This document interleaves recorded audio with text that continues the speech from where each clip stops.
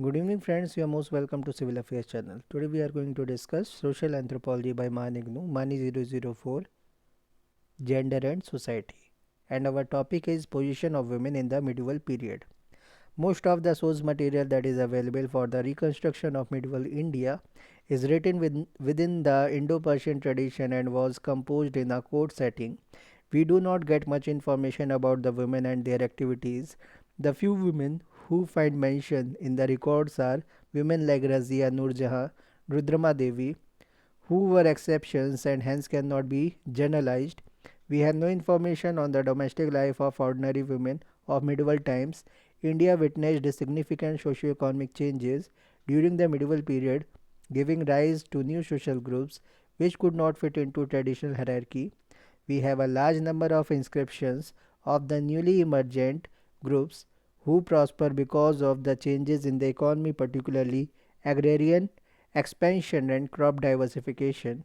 The politics that appear throughout the subcontinent during the Middle Ages were not the dispersed fragments of a previous central government, but new formations arising out of the extension of agrarian settlement and the resulting growth of population.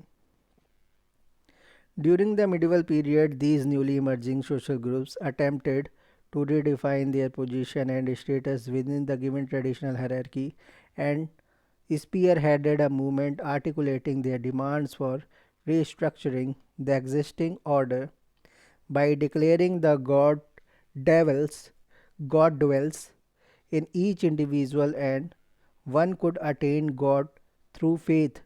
These saints brought religion to the downtrodden and henceforth marginalized section of the society. This movement is referred to as the Bhakti movement. What is important is that women could also now practice bhakti and they were regarded as an equal in the eyes of God. In the 12th century, the Lingayat movement began by Basavanna rejected many of the Hindu beliefs and customs such as sati, female infanticide, etc., which according to its founder brought disaster to Hinduism, Mukherjee 1974. He upheld the individuality of women, their right to choose their husbands, remarriage of widows, and right to divorce under the certain circumstances. The advent of Islam did not make conditions better for women in general, and a large number of biases and prejudices continued. The invasion of the Arabs and later the Turks and the subsequent setting up of the Mughal rule helped to harden the rules and oppressive practices against women. Any woman found without parda was considered as shameless.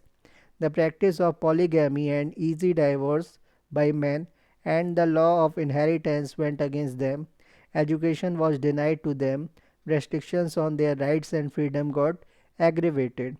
During the Mughal period, household was an institution in which gender relations were structured, enforced, and possibly contested. During this period, the harem metamorphosed into a bonded space which could be understood as a family.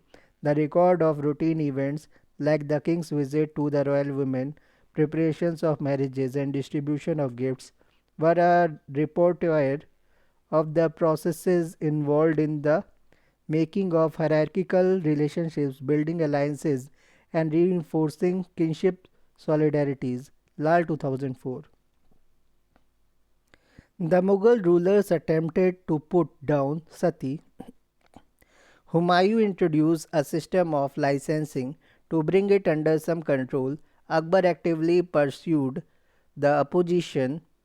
Jahangir abolished it by law and Aurangzeb pursued the implementation of this law. Beg 1976, but none of them could pursue their reforms vigorously. Position of women in the British period. The advent of the Europeans into India did not change the situation of women. Like other Western powers, the primary objective of the British is in the earlier days was trade. Later, when they were faced with the administration of newly conquered areas, they thought it safe not only to keep the existing social structure intact but also to induct its religious pundits Brahmins to interpret its rules when necessary. The advent of the Europeans into India did not change the situation of women. Like other Western powers, the primary objective of the British in the earlier days was trade. Later, when they faced with the administration of newly conquered areas, they thought it safe not only to keep the existing social structure intact but also to induct its religious pundits, Brahmins, to interpret its rules when necessary. The introduction of the English education first started to train Indians for jobs under British administration. This created upper class elites who began to doubt the rationale of many of the existing practices in their society. The establishment and expansion of the British rule also encouraged British missionaries to enter their colonies and start schools, orphanages, and destitute homes, especially for widows. They stood against sati, child marriage, parda, and polygamy.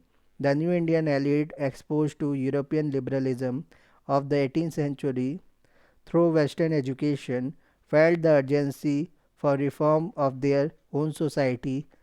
This produced tangible results in the subsequent periods. Women's movement in the colonial period. The women's movement in the colonial period are mainly of the two different concerns. First, social reform movements. Second, nationalist movements. Social